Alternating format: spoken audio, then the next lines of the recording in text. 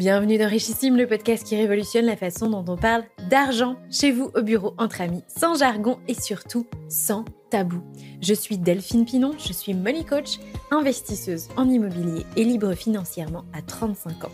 Depuis plusieurs années déjà, je vous aide à développer votre intelligence financière et votre money mindset dans le but de créer enfin de vrais changements dans votre vie.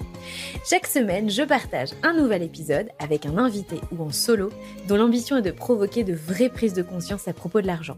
Vous pouvez aussi me retrouver sur Instagram, c'est Richissime Podcast, pour les coulisses du podcast, pour des contenus toujours plus inédits à propos d'argent, pour des partages personnels et enfin pour connaître mes offres de formation et d'accompagnement. Dans l'épisode du jour, je vous propose une belle conversation que j'ai eue avec Caroline Jurado, que vous connaissez peut-être à travers les cryptos de Caro. Les cryptos de Caro, c'est le média qu'a créé Caroline en 2020 pour parler de crypto-actifs. À l'heure où j'enregistre ce texte, Caroline compte plus de 133 000 abonnés sur TikTok. Sa newsletter est lue par plus de 60 000 abonnés et presque tout autant pour son compte Instagram. Il est déjà rare de voir des femmes parler d'investissement, mais encore plus quand il s'agit de crypto ou même de bourse d'ailleurs. C'est une des raisons pour laquelle j'ai pris contact avec Caroline et j'ai eu envie de la recevoir sur ce podcast pour échanger avec elle. Avant les cryptos, Caroline a créé puis revendu sa start-up. Ce sont ses anciens colocataires de bureau qui lui ont parlé de crypto pour la première fois, mais à ce moment-là, elle n'a pas osé admettre qu'elle n'y comprenait rien jusqu'en 2020 pendant le confinement. Tour à tour, nous avons parlé de ses débuts d'investisseuse en crypto en 2020, de son impréparation à l'arrivée du crack des cryptos en 2022, de l'argent qu'elle a gagné avec les cryptos puis perdu. Je l'ai aussi interrogée sur sa responsabilité vis-à-vis de sa communauté et comment elle gère ce niveau de responsabilité qui augmente.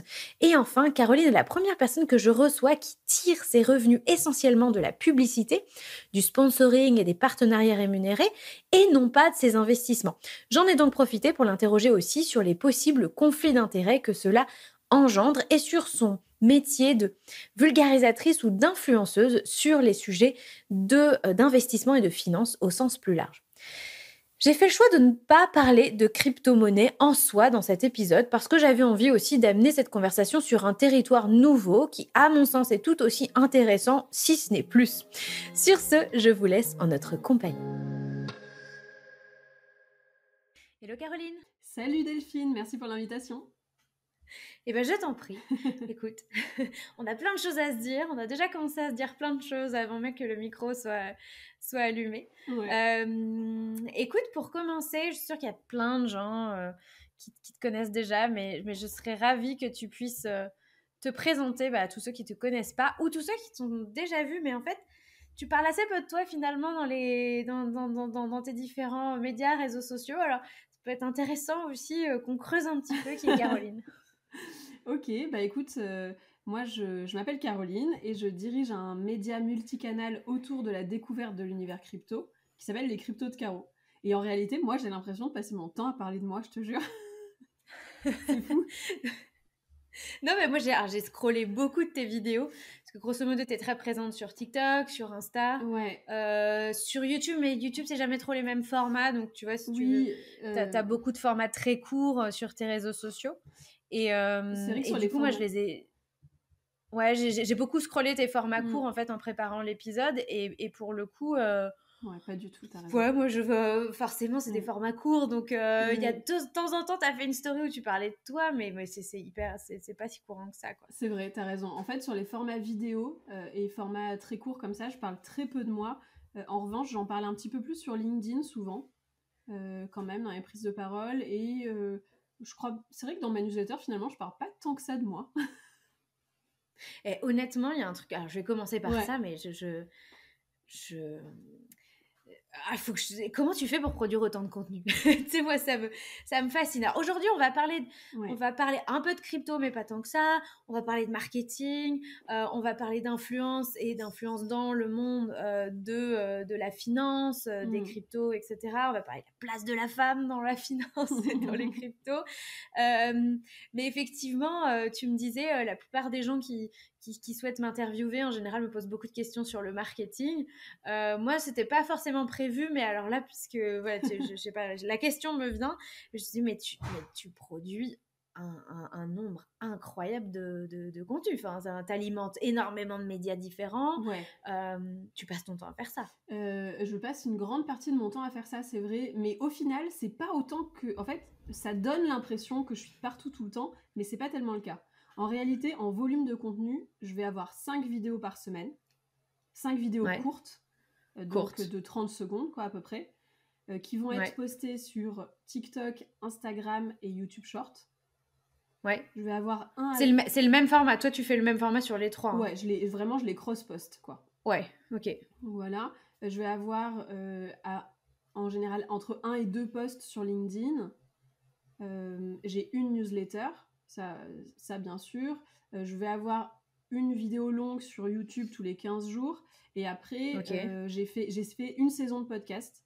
Donc là, pendant 55 jours, j'ai eu un épisode de podcast qui est sorti par jour. Mais j'avais tout préparé d'un coup. Tu me dis un épisode par jour, je meurs. Mais alors attends, moi c'est des épisodes de 5 minutes, hein, donc c'est vraiment rien à voir avec toi. Ouais. Donc c'est à peu près tout. Là en ce moment c'est un peu compliqué parce que je suis en train d'écrire mon 2e livre et que je dois rendre mon manuscrit dans 15 jours et que il me manque encore 100 000 signes. Ça, c'est la partie compliquée. Et tu produis beaucoup à l'avance tes contenus ou pas ? Alors non. Enfin là j'ai testé une nouvelle chose, c'est que j'ai 20 vidéos courtes qui ont été créées à l'avance. Donc j'ai tout scripté, tout tourné et envoyé à un monteur pour avoir de l'avance sur mes contenus. Mais souvent, je vais faire une vidéo comme ça dans la journée. Et je me dis qu'au moins, si jamais j'ai pas le temps d'en faire une dans la journée, bah je vais poster ce que j'ai déjà prévu. Mais c'est assez rare que j'ai du contenu d'avance. Même mes newsletters, c'est rare que j'ai une semaine d'avance sur la newsletter. Ok, et c'est quand même une charge mentale assez importante, parce que moi je sais que la production en flux continu, c'est une charge mentale de ouf. Tu vois, j'ai essayé en 2022 de produire mes épisodes à l'avance. Il m'est arrivé quelques fois, effectivement, d'être là en mode j'ai rien pour la semaine prochaine. Ça a dû m'arriver 2-3 fois. Et je trouve que c'est une charge mentale de ouf, parce que si dans cette semaine-là, bah, t'as pas énormément de place, bah, t'es obligé de trouver de la place pour créer un épisode. C'est jamais le plus agréable et c'est jamais le meilleur épisode. En général, c'est jamais les meilleurs épisodes que j'ai créés à ce moment-là. Mais ouais, du coup, et j'ai réussi incroyable en 2022 à produire avec 2 mois d'avance. Et là, j'essaye encore. Mon challenge avec la grossesse, c'est quasiment 6 mois d'avance. Mais ouais, toi aussi, donc il n'y a pas que moi qui ça crée de la charge mentale. Alors, c'est une charge mentale énorme. Après, la différence que j'ai avec toi, c'est que j'ai du mal à produire du bon contenu à l'avance. Pour le coup, moi, il est quand même meilleur mon contenu qui est un peu en flux tendu. Du coup, si jamais j'arrivais à faire 4 articles de newsletter à l'avance et qu'elles étaient très bonnes, et plus toutes mes vidéos et tous mes posts LinkedIn, ben je le ferais. C'est juste que souvent quand je fais un truc, je le fais vraiment sous le coup de l'émotion, ou à un moment je pense un truc, je ressens quelque chose et du coup je le fais. Et donc quand je fais ça, ça marche bien. Et quand je fais autrement, ça marche pas, donc j'ai pas le choix. Donc, quand tu crées tes vidéos en format court, par exemple, tu les fais pas en batch ? Là, j'en ai quelques-unes en batch que j'ai pris pour avoir un backup, mais elles sont moins bonnes que celles que je vais faire en flux tendu, quoi. Vraiment. Ouais. Moi, c'est sur mes réseaux sociaux, j'ai observé la même chose. Quand j'essayais de produire 1 à 2 semaines à l'avance en me disant je remplis mon calendrier édito, je vais avoir 3 posts ou 4 posts par semaine, ça ne marche pas. Ça ne marche que si j'ai une idée, je l'écris quasiment le jour même et je la publie le jour même ou le lendemain. Sinon ça ne marche pas. Je vais passer 3 heures à écrire un post et ça va être contre-productif. Exactement comme toi. Franchement, en fait, c'est ma découverte de la fin d'année. C'est que j'avais envie de professionnaliser mon travail et de faire un calendrier édito, de prévoir vraiment à l'avance et tout. Et ça a été une cata. Donc, retour aux bases en faisant un peu à l'arrache, quoi. Ok. Pourquoi les cryptos, Caroline ? Alors, les cryptos, parce que c'est né d'une frustration incroyable que j'ai vécue quand j'ai monté ma première startup. J'étais dans un espace de coworking. Et à côté de moi il y avait une autre startup de geeks qui était que des développeurs, tu vois, et c'était très sympa. Et c'était en 2016 et ils parlaient tout le temps du Bitcoin. Et ils m'ont dit, Caro, investis dans le Bitcoin, nous, on s'est déjà fait plein de thunes, vraiment, fais ça, quoi. Et moi, je me rappelle très bien que dans cette discussion-là, je me suis sentie un peu bête parce que j'ai pas osé demander ce que c'était parce que ça avait l'air bizarre et que je voulais pas trop leur donner l'impression que j'étais con. Et du coup, après, je suis allée sur Google pour chercher et quand j'ai cherché sur Google, j'ai pas compris non plus. Et du coup, j'étais là genre, ok, donc ce truc a l'air tellement bizarre que je comprends pas ce que c'est, même en tapant sur Google. Donc j'ai mis de côté totalement le sujet. J'ai monté une boîte, enfin j'ai monté ma boîte, je l'ai revendue, etc. Et je me suis retrouvée au moment du premier confinement à ce que le Bitcoin se mette à nouveau à faire énormément de croissance et que tout le monde se mette à en parler, à repenser à cette histoire et à me rendre compte que moi j'ai eu beau monter une boîte de 10 personnes et la revendre au leader de mon marché, j'étais moins riche que ces mecs-là qui en fait n'avaient finalement rien fait d'autre que d'investir dans le Bitcoin et avaient eu juste le courage de se renseigner sur ce que c'était et que là j'ai eu une frustration énorme et j'ai passé je crois tout le confinement à lire tout ce que je pouvais trouver sur les cryptos jusqu'à temps que je comprenne ce que c'était en me disant ok, une fois pas deux quoi. Donc c'est hyper récent en fait. Et ça vient du FOMO quoi. Mais ça vient totalement. Ok. La meuf qui lance un business de malade sur un truc qui est juste une grosse frustration de j'ai pas compris. Mais ouais, mais vraiment. Et ok, donc t'as passé ton confinement à te documenter sur les cryptos. Oui, et ça a été très douloureux de comprendre ce que c'est aussi. T'as investi toi-même à ce moment-là ou pas ? J'ai investi à ce moment-là. C'était les premières fois que j'investissais. Et après, j'ai jamais arrêté d'investir, en fait. T'as jamais investi dans autre chose, si ce n'est peut-être prendre des petites liquidités à droite à gauche sur des livrets ou des trucs comme ça, mais... Ouais, en fait, après, j'ai investi aussi en bourse. Ouais. J'ai pas fait d'investissement immobilier, mais j'ai acheté mon premier appartement que j'ai revendu. Donc, c'est la première fois que j'ai vu qu'on pouvait faire de l'argent aussi d'une autre manière, tu vois.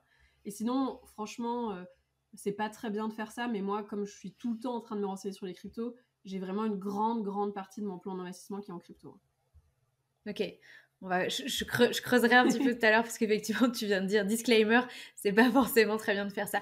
Non, mais ok, rentrons dans ce sujet-là, mais ça veut dire qu'effectivement, tu es conscient que toi, tu as une pratique de l'investissement qui est liée à ton hyper appétence, hyper connaissance du sujet, mais que c'est pas nécessairement la façon d'investir que tu recommanderais à monsieur, madame, tout le monde. Ah non, et d'ailleurs, je dis pas, ou très peu, dans quoi j'investis. Parce que je veux surtout pas me retrouver comme ces gourous de l'investissement qui disent j'investis là, et qu'en fait les gens ils prennent ça tel quel sans se rendre compte que en fait les gens qui disent ça ils ont ils ont une telle conscience du risque, ils ont un plan qui dépend de certaines choses, ils ont des investissements dans plein d'autres endroits et ils ont du coup une micro connaissance d'un truc et hop ils reproduisent et ensuite ça se passe forcément mal. Moi, je veux absolument pas que ça m'arrive, qu'il y ait des gens qui me disent « j'ai fait comme toi et j'ai tout perdu ». Vraiment, pas du tout, quoi. Et pour autant, j'ai vu une vidéo assez récente, il y a quelques mois, où tu disais « j'ai encore fait une grosse erreur, t'as attendu une mise... » Alors là, c'était sur la bourse, hein, si j'ai bien compris. T'as attendu la mise, quand j'ai investi dans mise sur le marché. Oui, c'est quand j'ai investi Coinbase, dans voilà. Ouais. Et tu disais effectivement, j'ai attendu en fait l'entrée, mise en, comment on dit déjà, la mise en bourse, quoi. La mise en bourse, voilà, je sais plus. J'ai l'impression qu'il y a un terme un petit peu. Oui, il y en a un, mais il me vient l'arrivée en bourse, je ne sais plus. Bref, et effectivement, tu t'es précipité sur l'action et en fait, tu t'es rendu compte que mince, t'avais un peu oublié. Certains principes d'investissement et que tu aurais mieux fait d'attendre quelques jours parce que du coup tu avais acheté au plus fort de la hype. Totalement. Alors que quelques jours après effectivement le cours s'est stabilisé à un niveau un petit peu plus raisonnable et en fait en quelques jours du coup tu avais perdu 42%. 42%. On va parler de gros chiffres hein, parce que effectivement on est quand même faut pas se le cacher hein, là donc la crypto sa particularité c'est d'être un marché La crypto, sa particularité, c'est d'être un marché parallèle parallèle, c'est un peu comme ça dans ma tête, un marché parallèle de l'investissement, mais à forte volatilité, voire on aurait dire à très forte volatilité. Ouais. Et du coup, effectivement, les chiffres à la hausse comme à la baisse peuvent paraître assez impressionnants. Toi, t'es rentré avec combien en 2020 et du coup, ça a été quoi ta est-ce qu'il y avait une stratégie au début ou est-ce qu'au début tu faisais un petit peu tous azimuts comment ça s'est passé? Alors, il me semble, je suis plus sûre, mais je crois que je suis rentrée avec 5 000 euros que j'ai répartis entre le Bitcoin et l'Ether. Et 5 000 euros, ça représentait quoi dans ton épargne ou dans ton patrimoine à l'époque? Je sais pas exactement combien j'avais de côté. Je pense que je devais avoir peut-être un peu plus de 50 000 euros de côté, un truc comme ça. Ok, donc 10% de ton patrimoine sur de la crypto, ça, c'est... Si vous voulez mon point de vue, c'est acceptable.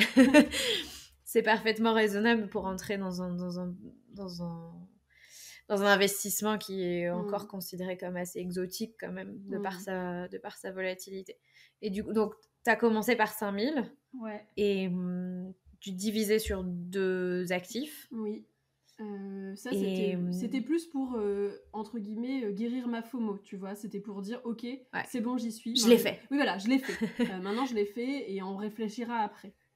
C'était un peu ce truc-là. Et après, j'ai réfléchi différemment. D'ailleurs, c'est pas forcément un truc que je recommanderais de faire. Mais, enfin, je sais pas. En tout cas, c'est quelque chose qui convient à ce dont moi j'ai besoin.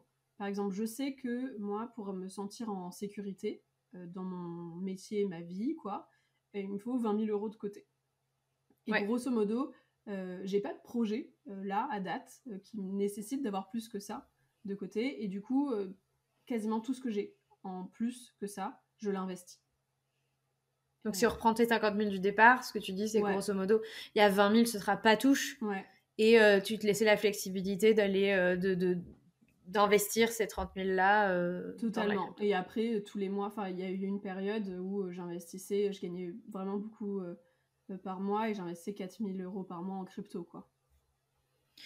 Mais là, c'était 100% de mes investissements, quoi. C'était vraiment à côté, mes investissements en bourse ou quoi, ils étaient totalement anecdotiques, quoi. Donc, t'es rentrée, t'as commencé à mettre un peu petit à petit tous les mois ou c'est pas une stratégie que t'as initiée tout de suite? Au départ, en fait, c'est un peu particulier parce que j'ai pas le comportement d'un investisseur classique parce que moi, en même temps que j'investissais, j'apprenais énormément de choses sur les cryptos et je produisais énormément de contenu dessus. Du coup, j'avais plein d'informations et j'avais envie de tester plein de choses. Du coup, j'ai pas fait un plan d'investissement très raisonnable en me disant, ok, j'ai mon DCA, tous les mois j'investis tant dans ces 5 cryptos-là et j'en sors pas. En réalité, à chaque fois que je devais me renseigner sur un nouveau projet, je mettais un peu des billes dedans. À chaque fois que je voulais tester un nouveau protocole, je mettais des billes. Enfin, j'investis énormément et un peu dans tous les sens.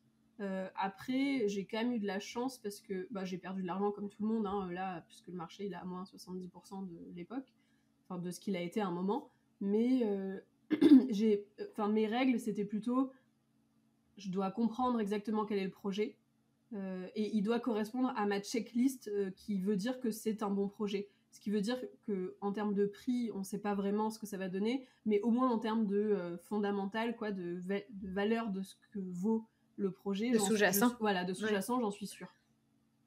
Ok. Il y avait quoi dans ta... Sans rentrer trop dans la technicité, mais il y a quoi dans ta checklist de projets dans lesquels tu te sentais ok d'investir? Alors, il y a le fait de... Enfin, déjà, j'identifie 3 types de projets en fonction de leur taille. Donc, il y a genre Bitcoin et Ether d'un côté, ensuite disons, dans les 15 plus grosses cryptos, et ensuite, vraiment, au-delà du top 100, tu vois, pour un peu se rendre compte. Mais là, on parle du coup dans les petites cryptos, parce que dans les grosses, les fondamentales, elles sont toutes là déjà vachement. Ça va être, est-ce que je comprends qu'est-ce que fait le projet, qu'est-ce qu'il apporte? Est-ce que je connais quelqu'un qui pourrait être client de ce truc-là? Est-ce que moi, je serais cliente de ce truc-là? Donc ça, c'est super important. Ensuite, est-ce que je sais qui sont les fondateurs de ce projet? Qu'est-ce qu'ils ont déjà monté avant? En fait, c'est exactement les mêmes critères que quand tu évalues une startup, quoi, pour moi. Ouais. Est-ce qu'il y a une communauté? Est-ce qu'elle a l'air d'être fake, la communauté? Qui est-ce qui parle de ce projet-là? Est-ce qu'ils ont un programme de parrainage qui a l'air chelou? Ça, c'est un truc qui s'est beaucoup fait, les programmes de parrainage à base de... Ça ressemble à une pyramide de Ponzi, tu vois, moi je fuis en général. Ouais, explique un peu pour les auditeurs, mais c'est en gros, t'es le premier, En fait, t'es le premier à investir, on te donne de l'actif, de la crypto. Explique-nous un petit peu comme ça. En fait, il y a des programmes en crypto où le parrainage... En fait, tu gagnes plus d'argent à ramener des gens qu'à investir. Grosso modo, il suffit de se dire ça. Si tu gagnes plus quand tu ramènes des gens que quand tu investis, c'est que c'est un truc qui pue, quoi. Et pour autant, est-ce qu'il y a des projets dans lesquels tu as investi et... Il me semble avoir vu dans tes stories passées, je me suis fait avoir, des trucs comme ça. Est-ce que tu as investi dans des projets où tu peux... Je m'en rappelle pas. Vraiment... Qu'est-ce que j'aurais pu... Dans quoi est-ce que j'aurais pu dire je me suis fait avoir? Parce qu'il me semble que j'ai jamais investi dans un projet qui était un mauvais projet. Je sais pas pourquoi est-ce que j'aurais dit ça, du coup. Est-ce que tu te rappelles ou pas de quoi je parlais? Pas du tout, mais ça a pu être quelque chose où j'ai failli me faire avoir, ou j'ai vu passer ce truc-là, attention, c'est peut-être, tu vois, c'était peut-être plus ça dans le wording. Oui, c'est possible, mais en tout cas, j'ai pas de... Enfin, pour l'instant, en tout cas, il n'y a pas de projet dans lesquels j'ai investi et où je me suis dit, oh putain, j'aurais pas dû, c'était de la daube. Est-ce que tu sais aujourd'hui combien...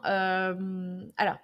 Ok, donc le capital de départ a perdu, donc tu as perdu clair. De l'argent, mais est-ce que tu connais le montant global de capital que tu as investi Alors ou non, pas en crypto? je le connais pas, et ça c'est parce que y a un truc qu'il faut absolument faire et que moi j'ai pas fait, mais que je vais faire. Absolument. Mais je le recommande, je l'ai pas encore fait, mais... Moi je l'ai pas fait, mais il faut absolument le faire, c'est que... En vrai, surtout Faites que ce que je dis, t'es pas ce que je fais. Bah oui, mais moi je suis une mauvaise personne, hein. Je fais toutes les erreurs, et puis comme ça, moi je dis... Il ne faut pas faire comme erreur. Je me présente pas vraiment comme une sachante, mais plus comme une exploratrice sur ces sujets-là. Parce que ça fait que 3 ans hein, que j'investis, donc on va pas faire croire que ça fait 15 ans que je suis dans le domaine. En revanche, ce qu'il faut absolument faire, c'est au moins avoir un fichier Excel de suivi qui dit combien est-ce que j'ai investi à telle date et dans quelle crypto et quel était le prix de la crypto au moment où j'ai investi. Il faut absolument avoir ce truc-là, parce que quand tu fais comme moi et que tu testes 12 plateformes pour investir à des prix différents, jamais au même moment, etc., forcément, tu sais très vite plus du tout où tu en es. Et donc difficile d'essayer de retomber sur une stratégie à un moment donné où tu as peut-être plus envie, tu as moins envie de tester et de te dire allez, je fais ça pour ma communauté, je me sacrifie pour ma communauté. Oui, exactement. En gros, mais que tu te dis, ok, donc on est quand même sur des montants à 5 chiffres. Tu penses que ça a dépassé les 6 chiffres? Qu'est-ce que... Non, je pense pas. Ça m'étonnerait. Non, c'est sûr que non. Donc t'es resté sur quelques dizaines de milliers d'euros oui, je pense. investis. C'est sûr que j'ai pas dû avoir plus de... C'est sûr que j'ai moins de 100 000 euros qui ont été investis. Je pense. Hein. Est-ce que donc du coup t'as investi en 2020 c'est loin des débuts et donc c'est loin du moment où c'était le plus bas, et en même temps on sait où, pour ceux qui suivent un petit peu, ne serait-ce que l'actualité, moi j'ai zéro investi en crypto, mais je suis l'actualité, donc je m'informe un peu. Grosso modo, ça a augmenté de manière constante jusqu'en 2022, à peu près au début de l'année, jusqu'au crack qu'on a tous vu, même en tant que témoin, se dérouler sous nos yeux. Est-ce qu'entre-temps, on parlera du crack après, mais est-ce qu'entre-temps, toi, t'avais fait quelques belles sorties? Non. En fait, j'ai fait vraiment des très belles... Attends, excuse-moi, Caro. Parce que là, ton micro, il est marqué orange de mon côté et il n'y a plus rien qui sort. Ah bon? Parce que de mon côté, il est... User is experiencing some connection issues, but recording is a bit slow. Qu'est-ce que... Attends.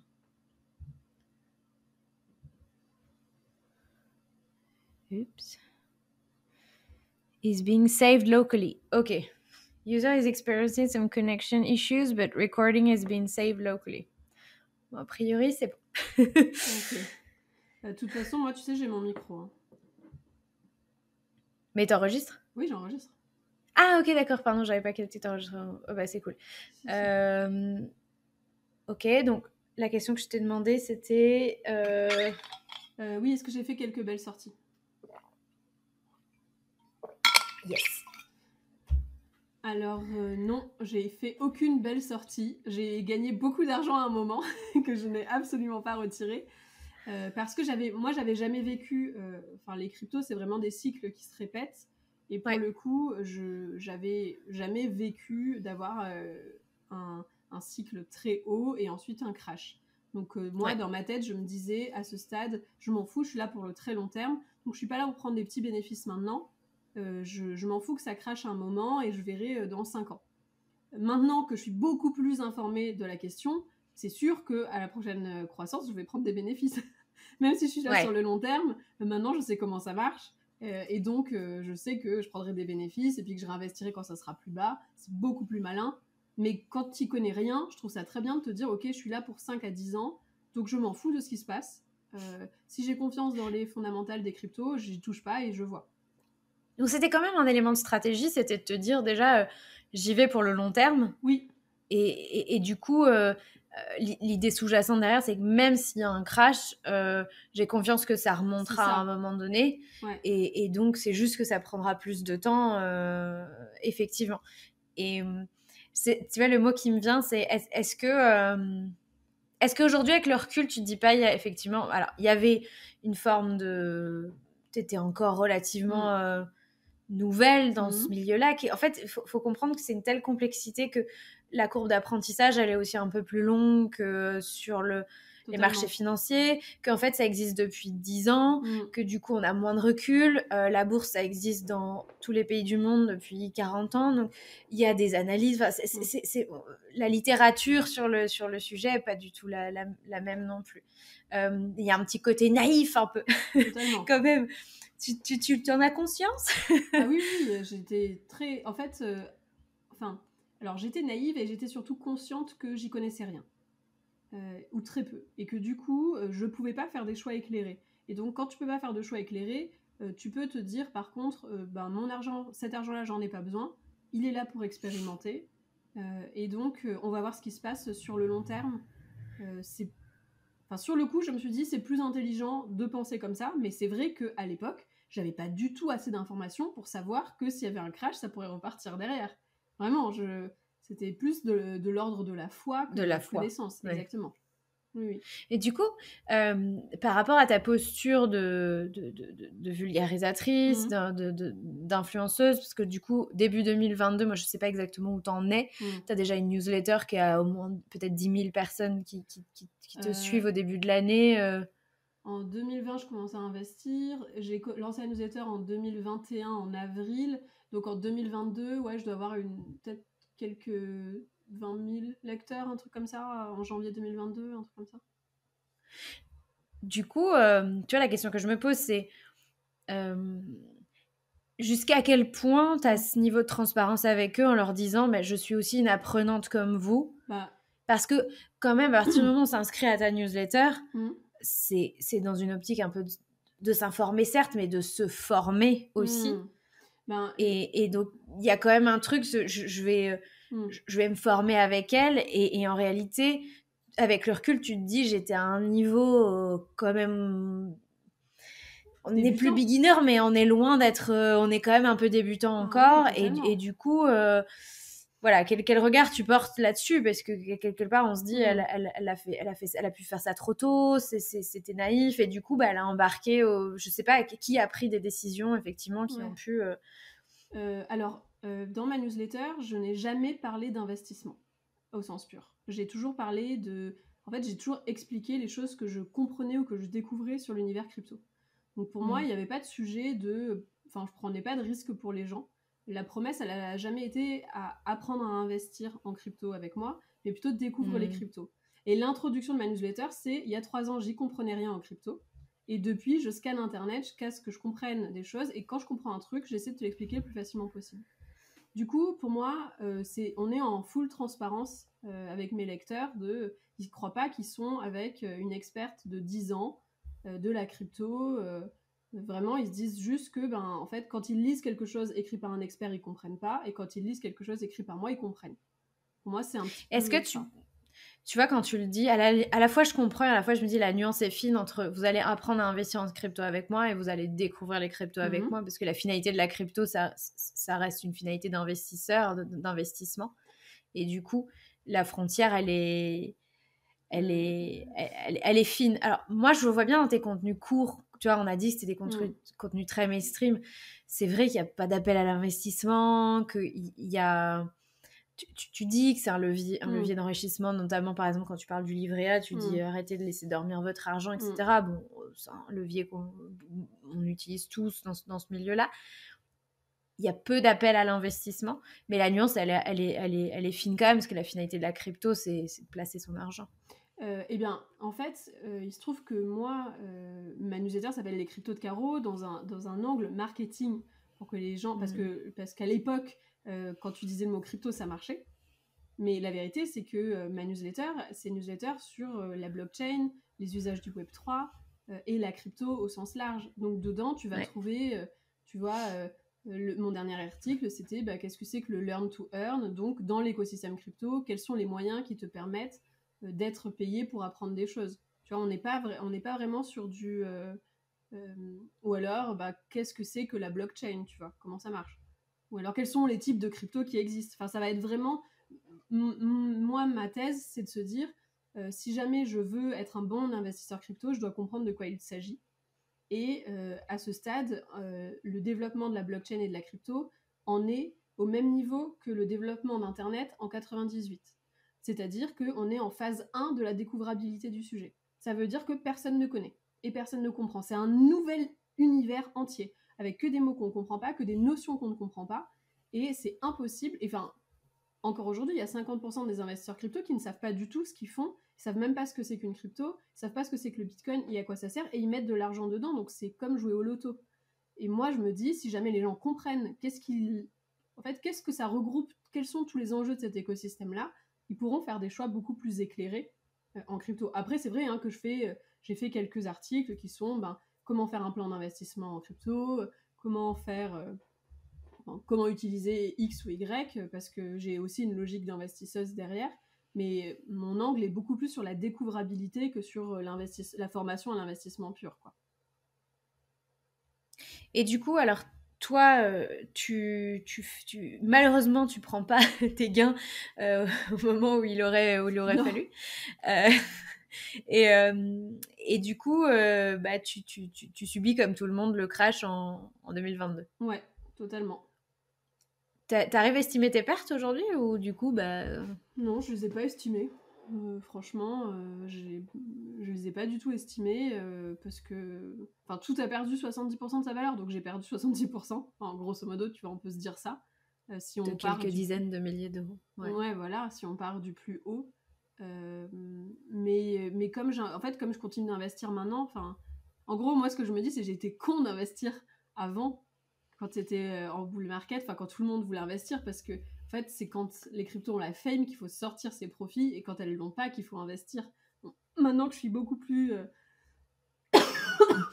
pardon. Maintenant que je suis beaucoup plus formée sur le sujet, je sais que c'est maintenant qu'il faut investir à fond. Je connais beaucoup mieux le fonctionnement de l'écosystème-là, de cet écosystème, et je prendrai des bénéfices à la prochaine croissance, quoi. T'es pas dans une optique d'ECA même encore aujourd'hui, t'es vraiment dans une optique Si, si, d'essayer de si. timer le marché. Ouais, ok. Parce que là, j'ai l'impression que tu me décris un truc où tu essayes de se dire on était assez haut, il aurait fallu que je vende ou que j'achète moins. Là, on est sûr qu'on est dans un bas. Et encore, il y a plein de fois, on s'est dit, est-ce que c'est le plus bas? Est-ce que ça va pas aller encore plus bas? Et puis c'est allé encore plus bas. Et là, ça a l'air de se stabiliser à ce niveau bas. Mais je pense que la planète crypto tremble un peu en ce moment. Mm. Euh, euh, et du coup, ouais, donc tu continues à investir régulièrement, mais tu dis en ce moment, en tout cas, je le fais à un niveau bas. Et du coup, j'ai des espérances de gains qui sont peut-être plus intéressantes. Exactement. Ouais, ouais, j'investis. Ok. Maintenant, j'investis de façon beaucoup plus régulière que ce que je faisais avant, aussi parce que enfin, exactement ce que tu décris. Je suis sûre que de pouvoir faire des profits, quoi. C'est drôle parce que avant qu'on mette le micro, tu me disais, euh, je me rends pas compte qu'il y a encore des gens qui pensent que je gagne de l'argent avec les cryptos. Oui, c'est vrai que... Tu vois, on est encore dans cette confusion, tu vois. Ouais. C'est vrai que parce que ce soit la plupart des gens qui parlent des cryptos, c'est pour dire bah j'ai gagné beaucoup d'argent en crypto, venez faire comme moi. Et puis on va retrouver la même chose sur la bourse, et puis on va retrouver la même chose sur l'immobilier. Grosso modo, on va retrouver la même chose sur beaucoup d'investissements. Où la personne qui est devenue experte d'un sujet par ses propres stratégies et mécanismes d'investissement, du coup, va vouloir former, en faire profiter les gens de manière gratuite ou payante d'ailleurs. Mais et en fait, c'est là où, bah, tu vois, ce que tu m'expliques, moi, j'avais pas perçu cette subtilité où je veux rester encore dans un univers Fred et Jamie de la crypto, en gros. Et je me sens pas encore prête à passer dans un discours qui serait plus... là, vraiment, je passe, je suis experte, je suis moins exploratrice que experte. Et du coup, je me sens plus d'avoir un rôle de guide pour tous ceux qui veulent Bah, en fait, accompagner. je veux... Enfin, c'est une vraie question, ce truc-là, de monter un programme où vraiment je vais aider les gens à, enfin en tout cas à partager comment faire un plan d'investissement beaucoup plus, suivre des projets, enfin être vraiment dans l'action de accompagner sur l'investissement en crypto. Je suis pas du tout sûre d'avoir envie d'y aller. Je sais que ma communauté me le réclame beaucoup, d'avoir un espèce de truc de compagnonnage, mais je sais pas du tout si c'est quelque chose qui me plairait parce que je le vois bien. Alors je sais pas comment ça se passe en bourse, mais je sais comment ça se passe en crypto. Les personnes qui prennent ce rôle-là, d'aider les autres à investir en crypto, en fait, ils se prennent les foudres de la communauté. En fait, si jamais les gens gagnent, ben eux, ils deviennent des dieux. Et si un jour ils se trompent et que les gens perdent, parce que les gens font pas vraiment des choix éclairés, parce qu'ils se renseignent pas assez en réalité, parce qu'ils vont écouter juste une seule personne, ils vont pas faire par rapport à leur propre plan d'investissement personnel, ben du coup ils se retrouvent à être enfin vraiment les déferlements de haine sont incroyables sur ce sujet, et du coup je suis pas bien sûre d'avoir envie de prendre le risque d'y aller. Voilà. Et à l'inverse, en fait, plus tu feras grandir ta communauté, et plus il y aura des attentes de guide-nous. Oui, ouais. C'est en même temps, tu vois, c'est je me suis formée, j'ai découvert, je me sens en confiance dans l'univers de Caroline. Pourquoi j'irais voir quelqu'un d'autre pour passer le step d'après, tu vois. Je comprends la pression dont tu peux te sentir victime, victime entre guillemets, tu vois, mais je comprends qu'il y ait une demande, je comprends ta posture, et en même temps, c'est sûr que ça paraît presque bizarre que la finalité de faire grossir cette communauté, ce soit pas pour les amener un petit peu plus loin, quoi. Ouais. Bah, ce sera probablement le plan de 2023, mais il faut voir vraiment une manière de faire qui soit ultra raccord avec mes valeurs et qui me mettent pas non plus trop... Enfin, je peux pas en fait avoir l'argent... Enfin, je peux avoir la pression de l'argent des autres, quoi. Ça, c'est... Je comprends. Non, oui, je suis dans des réflexions qui sont similaires. À partir du moment où tu touches à l'investissement, déjà, c'est une activité qui est réglementée, donc je sais pas jusqu'à quel... En crypto, ça l'est pas encore. Pas encore assez. C'est un délire. Ce qui est... ouais. ce qui est un délire, comme tu dis. Mais à mon avis, pour le coup, ça va pas le rester très longtemps. C'est réglementé sur d'autres sujets. Mais tu vois, par exemple... c'est réglementé sur les marchés financiers, sur les produits d'investissement. C'est pas réglementé non plus sur l'immobilier. Oui, c'est vrai. Des gens qui ont investi eux-mêmes dans l'immobilier, qui créent des programmes de formation, etc. Il n'y a pas de régulation. À la fois, je trouve que c'est une bonne chose, et à la fois il y a forcément la dérive de l'autre côté, parce que il y a des gens qui vont former à l'immobilier après avoir fait leur premier achat, et qu'en réalité, on peut douter un peu de la profondeur de l'expertise, quoi. C'est clair. Clairement. Mais, et donc, c'est pas du tout réglementé sur la crypto. Non. Franchement, il y a même... Enfin, tu vois, ce qui se fait en crypto, mais pour moi, c'est un délire, j'ai découvert ça il y a pas très longtemps, c'est que c'est des gars, tu vois, qui vont sur Twitter et ils te montrent des screenshots de à quel point ils sont riches grâce à leur méga stratégie d'investissement en crypto. Ensuite, ils créent un Telegram, ils réunissent quelques milliers de personnes sur le Telegram et ils disent ce qu'on va faire, c'est un fonds d'investissement crypto. Donc, voici mon adresse de portefeuille crypto, envoyez-moi votre argent et moi, je vais le placer sur des projets crypto pour vous et ensuite, je vous retransférerai l'argent. Et ça, c'est fait sans aucun contrat, sans aucun suivi, sans aucune structure juridique qui fait qu'à la fin, ces gourous-là, ils peuvent fermer le compte Telegram, ils ont récupéré 3 millions et en fait, c'est comme si moi je t'avais filé de l'argent et que c'est tout en fait. Ah, par contre, là, on va au-delà de l'influence, donc de toute façon, ça rentrerait dans un périmètre légal, même si on parle de crypto. Et en fait, non, là, on est sur les fonds d'investissement non officiels. Je te jure, ça n'est pas J'ai du mal à croire, ce n'est pas parce qu'entre abus de confiance, enfin, tu vois, ça peut tomber sous le coup de plein de chefs d'accusation, enfin, c'est du pénal, tu vois.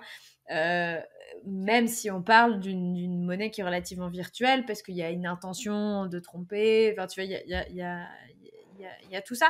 Maintenant, il y a toujours la difficulté d'aller retrouver la personne, ça c'est encore un autre sujet, mais là, on sort vraiment de la problématique effectivement, du formateur, de l'influenceur, qui est plus ou moins crédible, mais qui, en tout cas, s'est créé une communauté et a réussi à créer une relation de confiance qui, des fois, s'installe pas sur des bases qui sont malheureusement pas forcément des bases d'expertise, mais qui sont presque plus des bases de divertissement, parce que voilà, les contenus sont hyper appétants, etc.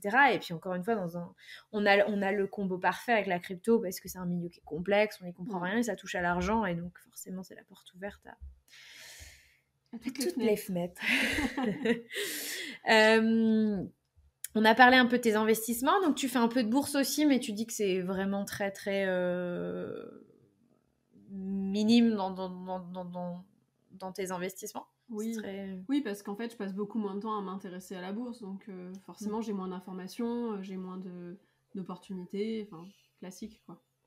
Ok. Et d'autres types d'investissements, donc tu disais l'immobilier, j'en ai fait en fait, j'en ai pas fait, c'est juste que j'ai bien revendu ma résidence principale.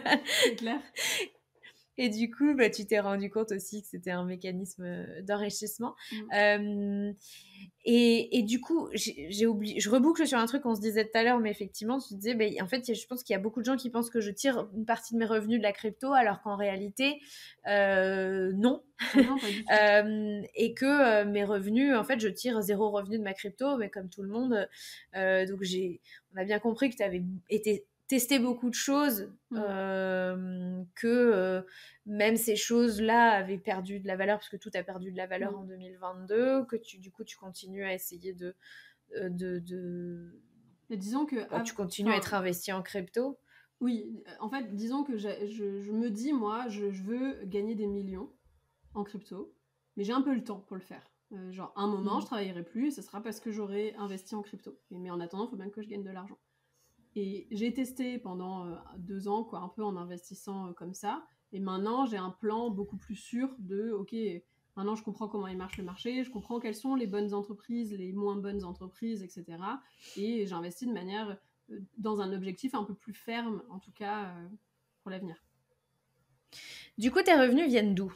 Et du coup, tous mes revenus viennent de mon activité de médias, donc les cryptos de Caro.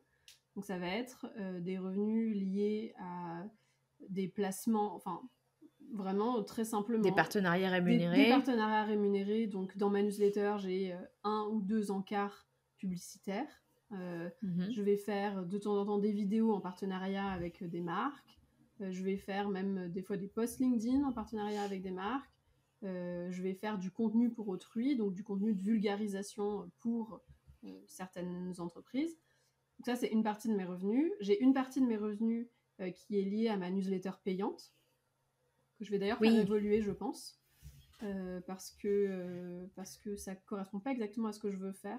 Actuellement, ma newsletter payante, c'est je travaille avec des analystes blockchain et des analystes bourse, et donc je fais un dossier mensuel. Et dans ce dossier-là, on analyse du coup 3 cryptos en profondeur, plus l'état du marché boursier. Mais je pense que justement, en fait, c'est cet aspect-là qui doit aller plus loin vers de l'investissement plus à voir. Mais bon, ce truc-là va évoluer. C'est une réflexion en tout cas de faire évoluer non pas le modèle de business qui peut rester de la newsletter payante, mais le contenu en fait que tu veux délivrer à ton audience premium du coup. Ok. T'as un peu plus de 50 000 abonnés, c'est ça, hein, sur ta newsletter, 54 000 à peu près. Ouais. Ok. Et la proportion de gens qui sont inscrits à ta newsletter payante, très peu. Je dois avoir 400 personnes. Ok, d'accord. Inscrits à ma newsletter payante. En réalité, comme je sais pas vraiment où est-ce que je l'amène cette newsletter-là, je l'ai pas beaucoup poussée. Je l'ai pas beaucoup commercialisée et je sens qu'il faut qu'elle évolue vers quelque chose pour pouvoir en faire quelque chose de beaucoup, enfin voilà, que je vais pouvoir vraiment vendre auprès de la communauté. Il y a quand même 7000 personnes qui sont inscrites mais qui n'ont pas payé. Donc, tu vois, c'est pas très utile. Est-ce que quand tu as créé les cryptos de Caro, parce que du coup, tu avais déjà monté une boîte avant, donc tu étais quand même familière du marketing, etc. Tu n'étais pas un petit agneau de 2 semaines non plus. Est-ce que tu t'es dit, je vais construire une communauté, on verra bien si elle est grosse, de toute façon, je saurai quoi en faire? Ou est-ce que tu avais un peu plus précisément l'idée de ce que tu allais faire avec les cryptos de Caro? Non, j'avais vraiment... C'est un pur hasard ce qui s'est passé. J'avais vendu mon entreprise et je venais d'arriver à la fin de ma période d'engagement obligatoire en tant que salarié auprès de mon acquéreur. Donc j'avais quitté l'entreprise. J'avais un petit peu d'argent. Donc j'avais envie de remonter un projet entrepreneurial, mais je savais pas vraiment quoi. J'étais une très bonne vendeuse, moi, par ailleurs. Donc j'avais créé tout un circuit de formation de vente pour les entrepreneurs. Donc c'était mon activité principale, c'était ce truc-là. Ça devait générer 10K par mois. D'ailleurs, ça existe encore, parce que j'ai vu ça sur LinkedIn. Oui, c'est quelque chose qui existe encore. Ce truc existe encore, et d'ailleurs, il se vend encore. Pas autant qu'avant, tu vois, mais à l'époque, c'était 10K par mois, et maintenant, ça doit me faire peut-être, je sais pas, genre 10K dans l'année, un truc comme ça. Mais bon, ce truc-là vit.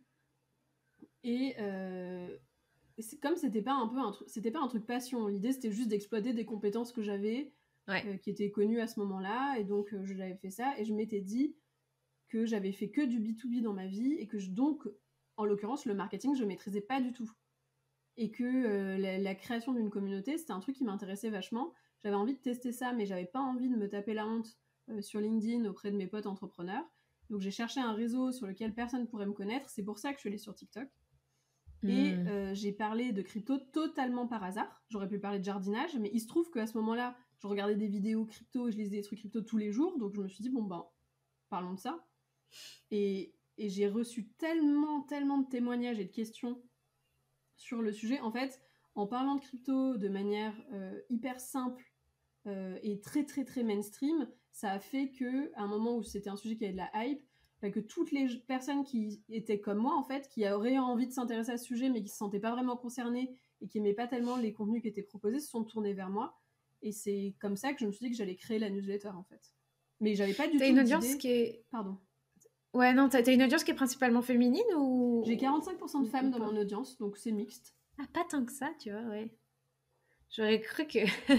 ouais, ça reste quand même un univers. Donc ça veut dire qu'il y a quand même une force et un univers quand même encore assez masculin, parce que j'aurais pensé que du coup, le branding, ta personnalité, enfin voilà, tout ça aurait aussi attiré un public largement plus... c'est le cas. Largement plus féminin. C'est le cas, hein, parce que tu sais, les influenceurs ou les producteurs de contenu sur la crypto, ils n'ont pas 2% de femmes dans leur communauté.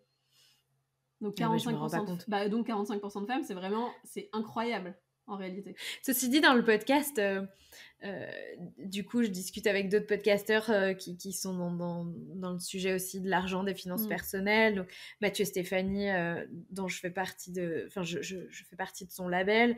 Et puis, il y a d'autres podcasts, Les Investisseurs 4.0, ça fait un bail, etc. Et donc, ce que je comprends, c'est que bah, à partir du moment où le host, le créateur du podcast aussi est masculin, bah, ça donne aussi toute une testostérone, j'ai l'impression, au contenu.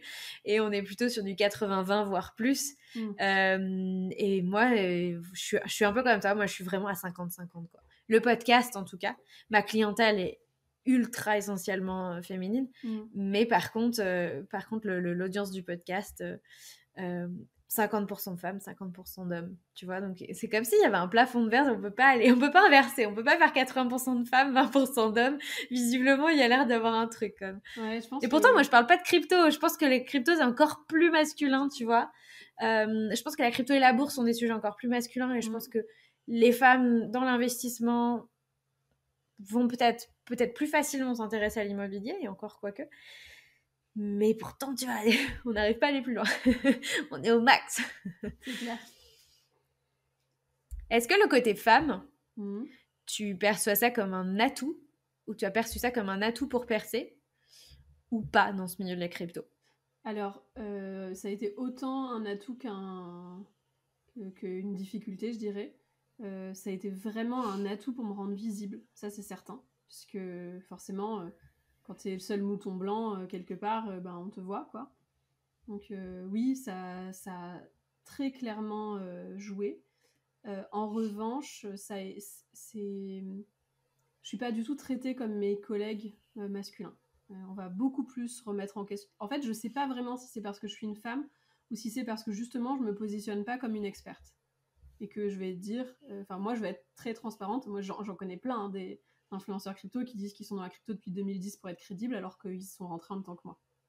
Mais ils vont jamais l'admettre, quoi. Moi je vais vraiment dire quand il y a un truc que je comprends pas, je vais vraiment avoir une posture qui est être dans l'exploration parce que je trouve que c'est ça dont on a besoin en réalité. Et donc je sais pas dire si c'est parce que je suis une femme ou parce que je vais pas prendre une posture d'experte vraiment que je vais être plus critiquée. Mais quand même, je suis beaucoup critiquée par des messieurs qui n'aiment pas... Enfin, j'ai énormément de remarques sexistes. Et est-ce que ça viendrait pas du fait que... Alors, t'es plus que sur TikTok, mais tu t'es quand même lancé sur TikTok, qui est un média qui, de la vie et la veut de tout le monde, est quand même pas le plus friendly. Hein. Faut pas se le cacher. C'est-à-dire qu'on a l'impression que ça attire tous les gens qui se sont fait refouler des autres plateformes. On leur a dit eh oh, Coco, il n'y a plus la place maintenant pour ce genre de troll et de hate, on n'en veut plus. Et qui trouvent encore bien leur place sur TikTok. Est-ce que tu penses que le choix de la plateforme aussi joue un peu là-dessus, ou est-ce que tu vas constater le même niveau de commentaires c'est pas que des commentaires sexistes, de toute façon c'est une remise en question plus systématique de ton expertise, et peut-être que tu vas le constater aussi cross-platform. Alors sur TikTok, en réalité sur TikTok je regarde, ça fait un bail que je regarde pas les commentaires, donc je sais pas ce qui se dit, ça m'intéresse pas tellement. Sur Instagram, c'est plutôt ma communauté qui est là, donc c'est plus positif, je crois. En revanche, sur LinkedIn, c'est pas... sur LinkedIn, tu vois, je ne parle pas de crypto, par exemple. Je ne parle que d'entrepreneuriat, parce que dès que je parle de crypto, je me fais dégommer. Donc, Moi, je trouve que c'est violent, LinkedIn. Ah oui. Moi, je trouve qu'il y a des espèces de fausse bienveillance. Exactement. Et de fausses gentleman agreement en mode on est tous professionnels. Oui. Non, mais pas du tout. Enfin, moi, je vais assez peu sur LinkedIn, mais c'est là où je suis d'accord avec toi. Moi, sur Instagram, je suis dans mon cocon de ma communauté. Et le peu de fois où je vais sur LinkedIn, moi, j'ai pas de commentaires très haineux ou ce genre de choses. Mais quand j'ai des remarques ou des choses comme ça vient, c'est sur LinkedIn, quoi. C'est pas ailleurs. Ouais, c'est pas ou ailleurs. TikTok, mais pas ailleurs. Ouais, une fausse bienveillance sur LinkedIn. Après, on cherche pas non plus à... Peut-être qu'à l'inverse, Instagram est peut-être trop communautaire et donc trop béni oui, ou voilà, on est peut-être trop adoubé, c'est hyper confortable quand c'est des créateurs de contenu. Mais en tout cas, effectivement, je trouve que, je sais pas, il y a un truc où LinkedIn est quand même un peu un milieu hostile d'une certaine manière.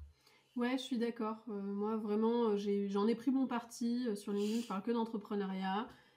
Comme ça, bah, on va pas remettre en... En fait, ce qui me fatigue, moi, sur LinkedIn ou sur les réseaux sur lesquels on va remettre systématiquement en question mon expertise, c'est que ce sont des gens qui partent du postulat que je dis que je suis une experte, ce qui n'est pas le cas, vraiment. Je dis, c'est vous êtes des experts, sauf que vous êtes chiants. C'est pour ça que personne vous écoute et que vous n'avez pas de communauté. Moi, je suis là pour que des gens lambda puissent comprendre de quoi on parle. Et donc, oui, je ne suis pas une experte. Et c'est pas ce que je cherche à faire. Du coup, je comprends pas du tout qu'il y ait des gens qui arrivent encore à s'énerver enfin, que je sois enfin, de se dire que je suis pas une experte. Non, mais je l'ai jamais dit, en fait. Non, mais en fait, je pense que cette posture que tu clarifies là, Mm. tu vois, dans le cadre de notre conversation, moi, je l'ai pas perçue. Mm. Et je me dis, si je l'ai pas perçue, il y a probablement plein de gens qui l'ont pas perçue. Peut-être parce que euh, tu es encore une fois à cet égard-là le mouton blanc dans un océan de moutons noirs et que du coup, euh, on s'attend à ce que tu aies cette posture d'expert. Donc, on va même pas chercher à Mm. effectivement nuancer est-ce qu'elle se présente comme telle ou etc. Moi, est-ce que je l'ai pas perçue ou est-ce que je me suis pas posé la question? Mm. Probablement un peu des deux, tu vois. Mm. Mais, Bah, ce qui est mais c'est sûr, pas, je te le dis, c'est pas évident. En ouais. tout cas, moi, dans ma perception, Ouais. c'est pas évident. Mais est-ce que tu as déjà lu mes newsletters? Tu vois, parce que c'est sûr que sur mes vidéos, enfin, mes vidéos, c'est des vidéos d'acquisition. Donc non, c'est évident qu'il n'y a aucune notion de positionnement comme ça. Parce que c'est pas, enfin, parce qu'il n'y a pas le temps en 30 secondes. En Ouais. revanche, enfin, j'y porte vraiment importance dans le cadre surtout de mes newsletters. Non, mais c'est vrai, en fait, je suis d'accord avec toi dans les newsletters. Moi, j'ai eu accès Mm. aux newsletters gratuites, du coup, hein. Oui. Euh, Là, et d'ailleurs, je me suis dit, bah, ça me manque un peu avec le recul, mais du coup, je comprends. C'est vrai que il y a pas d'explication, de stratégie, de comment on investirait, Et non, etc., non. etc. En fait, du coup, on voit bien que le territoire est clairement marqué, mais tu vois, ouais, ça n'a pas été si évident que ça, donc moi, j'en profite. Si je peux te donner un feedback et que ça Bah peut oui, oui, t'aider c'est clair. encore plus à clarifier ta posture, c'est chouette. Mm. Je reviens du coup à tes revenus. Mm. Donc du coup, tu as créé un média, donc Mm. tu as des revenus, on va dire, on va les mettre dans une énorme case qui sont les revenus publicitaires, tu Mhm. vois, Ouais, partenariats rémunérés, sponsoring, totalement. etc. Mm. Tu les gères toute seule? Est-ce que tu as une agence qui t'aide ou tu gères ça en direct pour l'instant? Alors, bah, ça dépend en fait. La majorité, je l'ai gérée en direct. Ensuite, j'ai eu quelques intermédiaires qui m'ont apporté du business, mais plutôt comme des apporteurs d'affaires. Mm. Et là, actuellement, j'ai un agent qui m'aide à, voilà, à avoir des plus gros contrats, plus long terme, enfin, voilà. Mais jusqu'à présent, c'est vrai que j'étais toute seule, quoi. Comment tu fais? Ça, c'est un sujet qui m'obsède. Comment tu fais pour positionner ton curseur éthique et dans la mesure où on se pose toujours la question du conflit d'intérêts, tu vois, quand tu captes des revenus publicitaires. Et moi aussi, hein. Mhm. Tu as disclaimer à tous les auditeurs, mon podcast est sponsorisé. Et du coup, évidemment, moi, j'ai donné des guidelines à mon... Donc, j'ai donné des règles à mon label, qui je fais un petit coucou Orso Média, Thomas, coucou, qui effectivement me trouve mes sponsors. Je leur ai dit, bah voilà, moi sur ce territoire-là, je veux pas, etc., etc. Mais c'est pas évident parce que c'est notre source de revenus, c'est une source de revenus et donc pour moi, il y a quand même un conflit d'intérêt. Pour moi, c'est inhérent à ce qu'on fait. Il y a forcément à un moment donné un conflit d'intérêt où l'auditeur peut se poser la question, s'il n'y en a pas un en tout cas, parce que on peut être tenté de prendre des revenus parce qu'ils sont importants ou parce que mince, bah là, sur cette période-là, j'ai pas vendu, donc il y a un deal qui arrive, mince, en temps normal, j'aurais été pété de thunes, je l'aurais pas pris, mais bon, allez, je vais faire une petite entorse, etc. Comment toi tu positionnes ce curseur? Franchement, ça m'intéresse vraiment parce que je j'ai pas de réponse Mm. toute faite, mais je sens que c'est pas aussi simple que les gens qui se disent je ne veux pas de sponsoring parce que je ne veux rien avoir à faire là-dedans et je veux pas avoir à me poser la question. Clairement, à un moment donné, quand tu acceptes un sponsor, faut se poser la question. Ouais, je suis d'accord avec toi. Bah écoute, moi, en fait, enfin, je me pose pas autant la question que toi. C'est-à-dire que pour moi, il faut que mon sponsor... faut pas que j'ai honte de mon sponsor. En gros, il faut que j'en sois fière. Mhm. Il faut que je comprenne ce qu'il fasse, que je puisse l'utiliser et que ça me mette pas en péril d'avoir un sponsor. Enfin, en gros, c'est genre, si c'est pas une boîte que j'aime, et que j'ai honte d'être affichée avec, je veux pas le faire. Enfin, tu vois, en gros, c'est ça. Mais je me pose pas plus de questions que ça, pour le coup. Après, Et est-ce j'ai pas encore tu prends tu prends des sponsors qui, des fois, sont en concurrence, tu vois, par exemple, ça, est-ce que c'est des sujets, des questions que tu te poses? Alors, par contre, j'ai effectivement ce sujet-là, je suis bien embêtée quand j'ai un sponsor, je peux pas avoir un sponsor concurrent. Non pas que ce soit écrit dans mon contrat, c'est juste que moi, je veux pas que ma communauté, elle croit que je suis un panneau publicitaire et qu'un jour je dis blanc et le lendemain je dis rouge, quoi.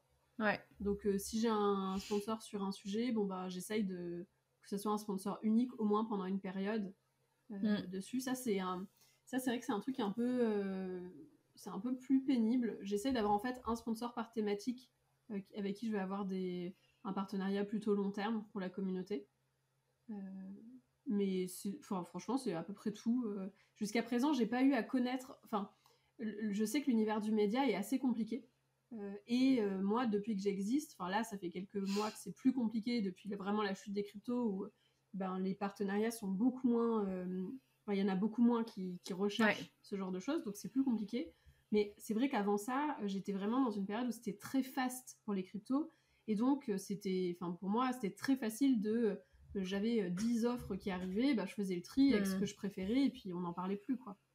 Mais peut-être que l'année prochaine, ça va être quelque chose de plus complexe à gérer, ouais. Est-ce que je vais te poser la question, mais combien tu gagnes avec tes sponsoring? Est-ce que c'est un sujet sur lequel tu Bah es oui, OK de de toute façon, communiquer? j'ai même déjà communiqué sur LinkedIn sur combien je gagnais. Là, j'ai facturé cette année un peu plus de 300 000 euros de chiffre d'affaires. Donc voilà, j'ai pas la moindre idée. Enfin, quand on était en période fast, je pensais que l'année prochaine, je pourrais faire 1 million. Clairement, là, je sais pas combien je vais faire l'année prochaine et probablement que ce sera pas 300 000. parce que vraiment, je préfère ne pas avoir de sponsor qu'avoir un sponsor de merde, pour le coup. Je trouve que la crédibilité qu'on met en jeu, nous, en tant que créateurs de contenu, à être associé à une marque qui est une mauvaise marque, c'est trop important. Mais bon, voilà, quoi.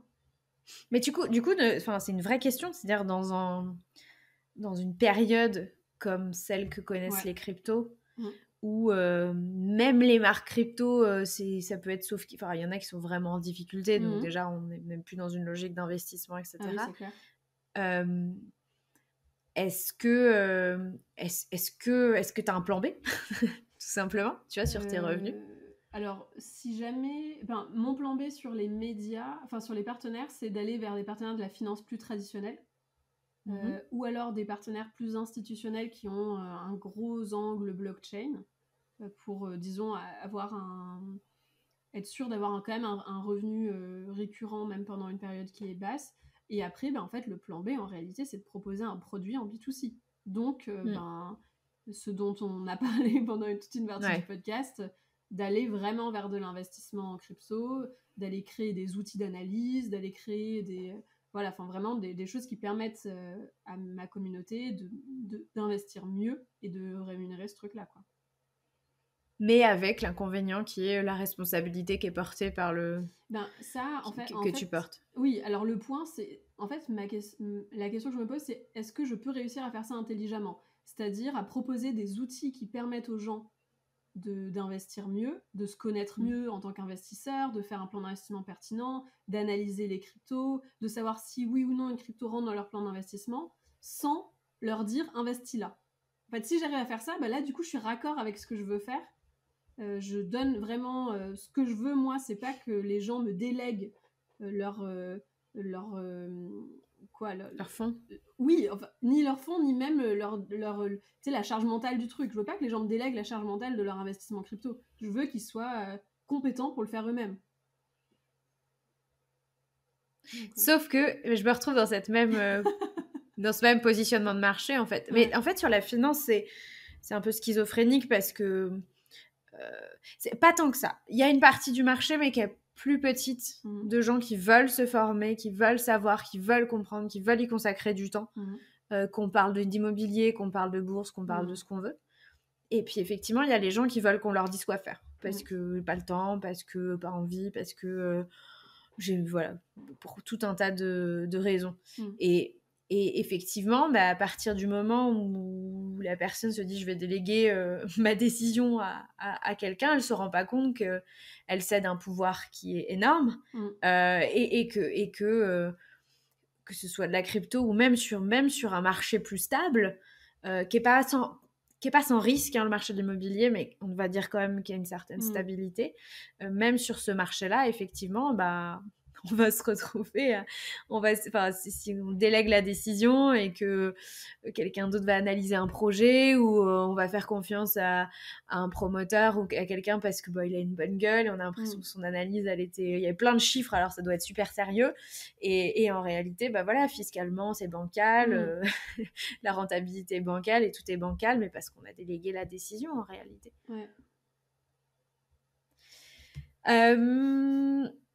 En début d'année, et moi c'est comme ça que je t'ai connue, alors c'est horrible. Je sais plus, ça devait être au printemps ou justement au moment où les cryptos s'effondrent. J'ai pas retrouvé trace de ça et du coup je me suis dit honnêtement, je me suis dit que c'était tant mieux pour toi, vraiment. Mais tu as posté une vidéo dans laquelle tu parlais d'une crypto. Alors, je crois que si tu parlais d'une crypto, elle s'est effondrée juste après. Non. Ou alors, est-ce que tu peux remettre le contexte? Parce que du coup, je l'ai pas retrouvé. Tu tiens vraiment à ce qu'on reparle de ce truc-là, ok. Non, mais parce qu'en fait, je veux qu'on reparle du bashing. Parce que c'est dans la continuité de la responsabilité qu'on porte, de ta place de femme dans ce milieu-là aussi. Pour moi, il y avait tout un espèce d'amalgame, en fait. Et je sais que ça n'a pas été un épisode hyper plaisant. Non. Mais je vais te dire ce qui s'est passé. En fait, j'ai posté une vidéo. C'était un peu de temps avant le crash d'une crypto qui s'appelle le Luna. Et c'était une vidéo dans laquelle j'expliquais les intérêts composés. Donc ma vidéo disait, en fait, si jamais tu as 300 € par mois et que tu l'investis pendant 31 ans, à un rendement qui est à 12% par an, et bien en fait, tu as généré 1 million. L'idée, c'est de dire, il te faut ça. Et donc, je dis cette vidéo-là et j'explique que moi, c'est quelque chose que je fais sur une plateforme qui s'appelle Nexo. C'est une plateforme qui permet de placer ses cryptos, en fait, que j'aime beaucoup par ailleurs. Et c'était pas du tout une pub, c'était vraiment juste, en gros, pour moi, c'était une vidéo qui avait pas de sujet, quoi. Et en fait, le jour où j'ai posté cette vidéo-là, quelques heures après, il y a une énorme plateforme crypto qui s'appelle Celsius Network qui a crashé. Ça, je me rappelle. Et en fait, donc moi, quand j'ai vu le crash de cette plateforme-là, j'ai tout de suite supprimé ma vidéo parce que je parle d'une autre plateforme crypto. Donc, en fait, autant une vidéo comme ça dans un contexte de marché qui va bien, il n'y a pas de sujet, tu vois. Mais tu vas pas dire, quand moi, je vais au Crédit Agricole pour placer mes sous, ça va bien, le jour où la Banque Populaire est en faillite, tu vois. Parce que, forcément, tout le marché est remis en question. Donc, j'ai supprimé cette vidéo-là. Mais, en fait, c'était trop tard. Vraiment, ça a été... En fait, après, il y a eu 1 million d'amalgames de... En fait, après ça, les trucs qui ont été dit, c'est elle fait des vidéos pour dire comment devenir millionnaire en 3 jours. Alors, en l'occurrence, c'était en 31 ans. Mais bon, voilà. Elle dit qu'il faut investir sur une plateforme qui a fait faillite. Donc, en l'occurrence, non. J'avais pas parlé de cette boîte-là, mais bon, c'était une autre entreprise de la crypto. Et elle dit et ensuite, elle a parlé du Luna qui a fait faillite, ce qui était faux aussi, tu vois. En l'occurrence, vraiment, aucun des trucs n'était vrai, mais c'est parti viral après. Et j'ai été très... ça a été super difficile parce qu'il y a eu un journaliste qui était d'ailleurs un journaliste concurrent, qui est newsletter crypto, qui a pris un screenshot de ma vidéo en disant « elle dit ça ». Et après coup, il m'a contacté, il s'excusait, il m'a dit que c'était de sa faute, qu'il n'avait pas bien lu, vraiment, il a fait son mea culpa, mais en fait, le mal était fait, parce que derrière, tout le monde s'est dit « oula, ok, encore une petite nana sortie de nulle part qui vient dire n'importe quoi et qui met en danger les gens ». Et bon, bah, mauvais timing de vidéo. Et après, moi, j'ai rien pu faire, quoi. J'ai pas été sur les réseaux sociaux pendant 2 mois après ça. J'ai même envisagé d'arrêter ma boîte. Parce que, ben, genre, j'étais là, ben, moi, j'essaie de faire un truc bien. Si c'est pour prendre autant de haine, ben, je suis pas là pour ça, quoi. Et puis, bon, ça s'est passé. Pour toi, c'est la sensibilité. Enfin, j'ai l'impression que là, t'as le cocktail parfait, quoi. Un sujet sensible. Ouais. Une période dans laquelle beaucoup de gens ont perdu beaucoup d'argent. Ouais. Pas que sur les cryptos, hein, mais sur beaucoup d'investissements. Mais on parle d'argent, on parle de crise. T'es une femme, donc ton expertise est plus facilement... on va dire, elle est questionnée de manière plus systématique, on va dire. Pour toi, c'est quoi le plus gros cocktail Molotov de cette histoire? Je pense que c'était ça, c'était vraiment pire timing ever, pire timing pour mettre cette vidéo. En plus, vraiment, c'est une vidéo que genre tous les influenceurs crypto ont fait. Enfin, genre vraiment, hein, et ils l'ont tous fait cette vidéo-là, et ils ont tous fait des millions de vues et qu'il n'y a pas eu de bad buzz. Moi, elle a eu le temps de faire 30 000 vues et ça a été un bad buzz de ouf à partir de là, quoi. Donc, je pense que c'est vraiment une question de timing. Et puis, vraiment, ouais, c'est vrai que mon positionnement en tant que nana est vraiment pas aimé, quoi. Il y a... en fait, je savais pas, mais j'ai un positionnement qui est extrêmement clivant. Donc les gens qui se retrouvent pas dans les producteurs de contenu classiques sur le sujet, bah, ils adorent ce que je fais parce qu'ils comprennent et que ça a l'air plus sympa. Et ceux qui aiment le classique, ils me détestent, quoi. Surtout dans le monde de la finance. Ah bah surtout dans le monde de la finance, c'est incroyable. Quand tu fais parce que ça reste quand même un milieu de col blanc, quinca, etc. Ça reste un milieu d'hommes. Et puis, on n'a pas l'habitude de traiter la finance sous un angle aussi décomplexé. On va dire ça comme ça. Donc, la personne qui réussit à capter énormément d'attention, de clics, de vues, effectivement, avec un angle qui est aussi décomplexé, qu'on n'oserait pas soi-même aborder dans la posture qui est la nôtre, parce qu'on s'est mis dans une éthique, etc. Effectivement, ça fait une blessure d'ego quand quelqu'un s'autorise à le faire et réussit en le faisant. J'imagine qu'il y a un peu de ça. Oui, après, moi, je veux dire, je parle de crypto, hein, je parle pas de finance traditionnelle. Et les mecs qui parlent de crypto, ils sont vraiment bien, bien pires que moi. Enfin, moi, depuis cette fois-là où j'ai dit que du coup, je fais ça, j'ai plus jamais... Enfin, je parle de trucs, mais vraiment, je peux offenser personne avec ce que je dis, quoi. C'est vraiment... je dis plus rien, quoi.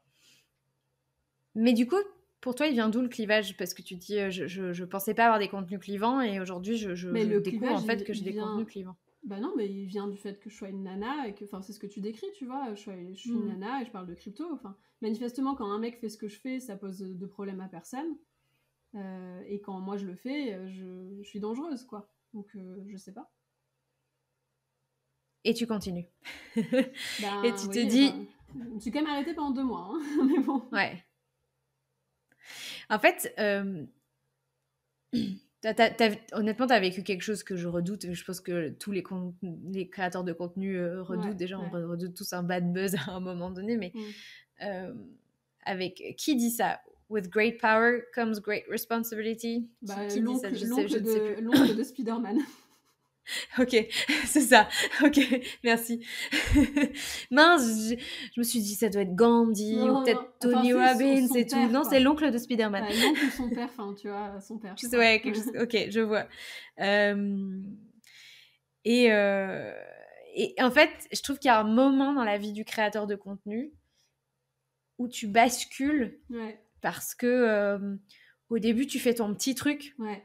Mais moi, t'as ta petite communauté. Ça. Je faisais mon petit truc dans mon coin et là, j'ai compris. Et tu kiffes, tu vois tes chiffres augmenter. Tu sais, c'est un kiff, quoi. Ouais. Et à un moment donné, tu peux comprendre vaguement qu'il y a une certaine responsabilité. À un moment, tu te le prends en pleine face, quoi. Ah ouais. Tu te prends en pleine face qu'il y a... tout changé, quoi. Et tu te sens sûre j'ai l'impression, tel que tu le décris, qu'il y a une forme de censure qui est quand même arrivée depuis. Ah mais totalement. Enfin vraiment, j'étais extrêmement naïve avant. Je partageais vraiment, ce à quoi je pensais, enfin, enfin, c'est comme tu dis, en fait, je faisais mon petit truc dans mon petit coin, je faisais chier personne, donc moi j'avais ma communauté qui grandissait, j'étais bien, et voilà, et à partir de là, enfin, déjà ça a été mais vraiment extrêmement douloureux parce que c'est du cyberharcèlement après, hein, j'ai reçu des centaines d'insultes par jour pendant plusieurs mois, donc ouais, et sur des trucs qui étaient en plus faux, enfin, je veux dire, encore j'aurais fait un truc mal, ou j'aurais arnaqué des gens, ou j'en sais rien, je dis pas, mais bon là en l'occurrence c'était un truc faux. Mais du coup, après ça, quand je me suis remise à créer du contenu, ça a été vraiment très douloureux de me dire, ok, en fait, j'avais le sentiment que créer du contenu, c'était monter sur la place publique et attendre de voir qu'est-ce qu'on va me De faire. se faire lyncher. Ouais, exactement.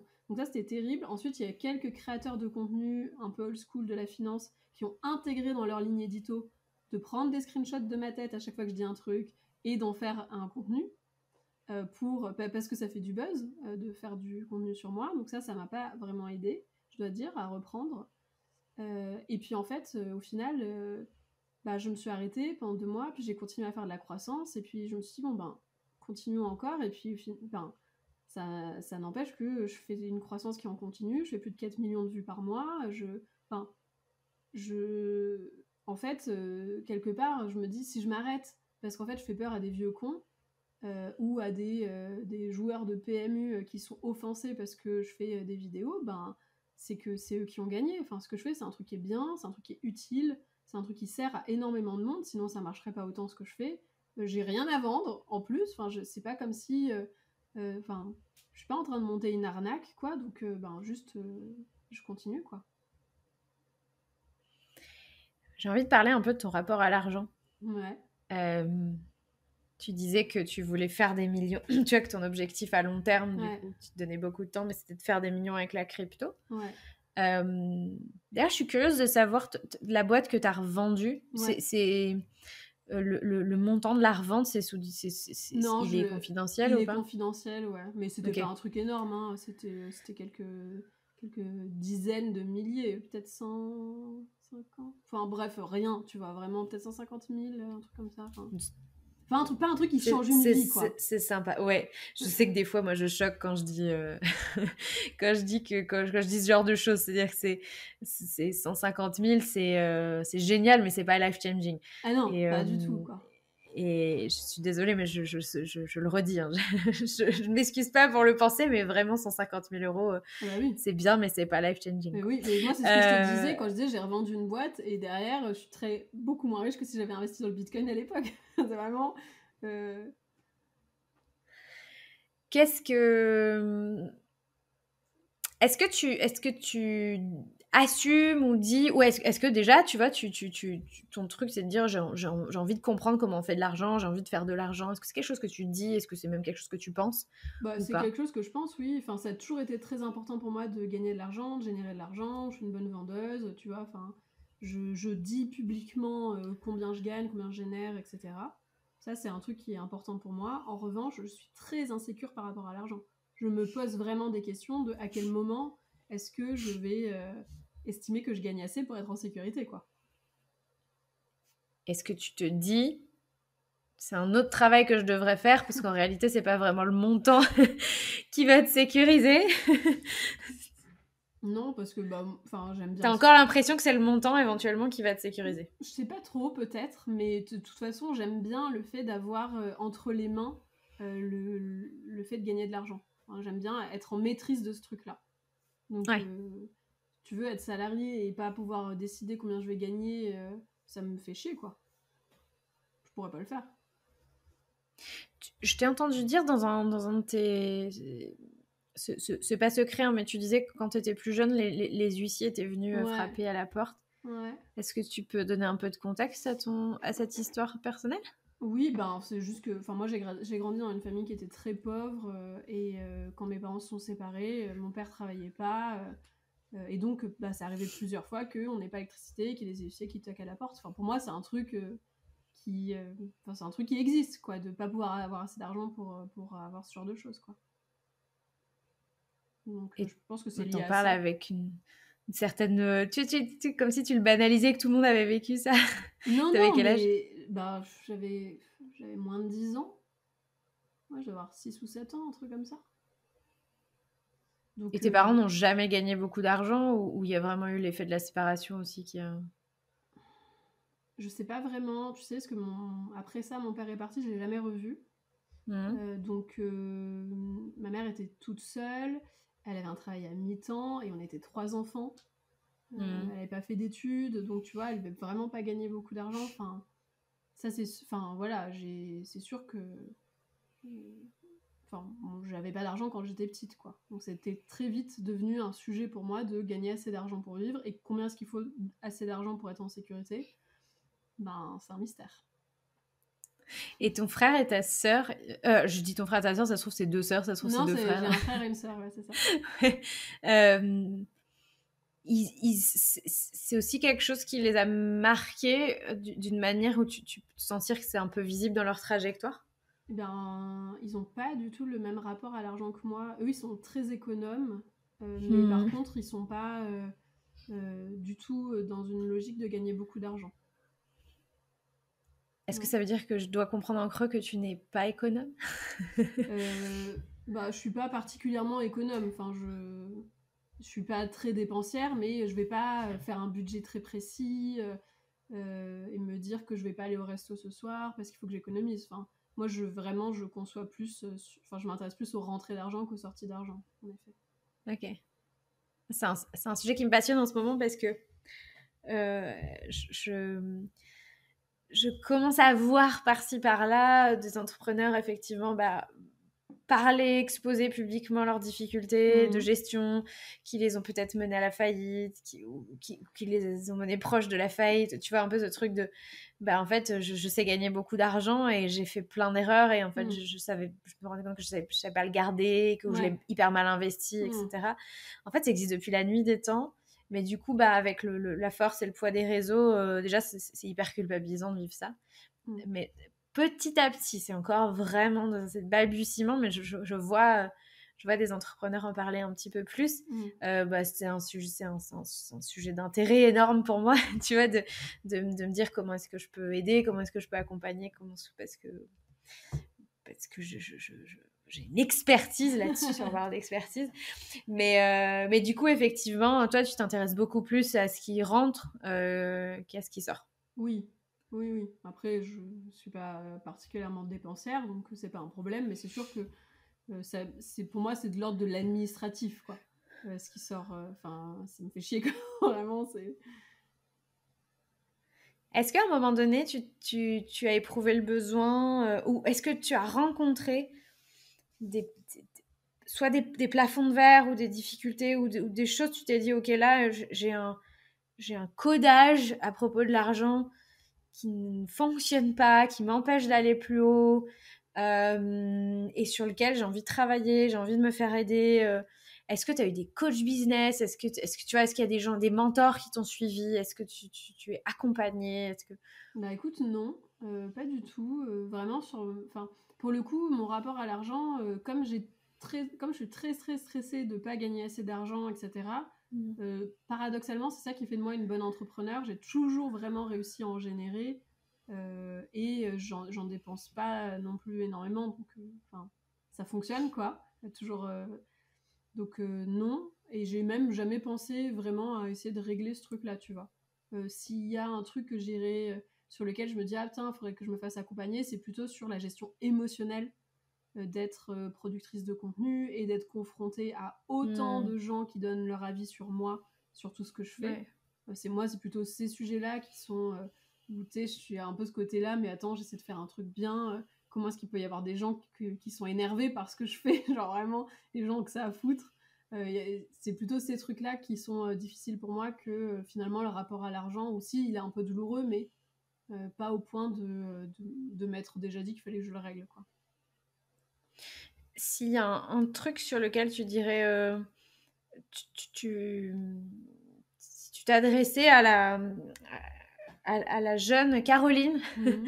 il y a 5 ans en arrière, ou ou 10 ans en arrière, qu'est-ce que tu lui conseillerais de faire, Bah, de ne pas faire, ou je quel dirais conseil tu lui d'investir donnerais? dans le Bitcoin.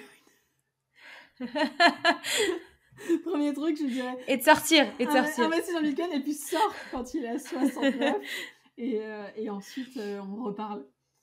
Non mais non mais je rigole, mais c'est vrai. En fait, c'est vraiment un truc que je me dirais si je devais voir dans le passé, c'est Caro, ton argent doit être utile et donc il faut l'investir.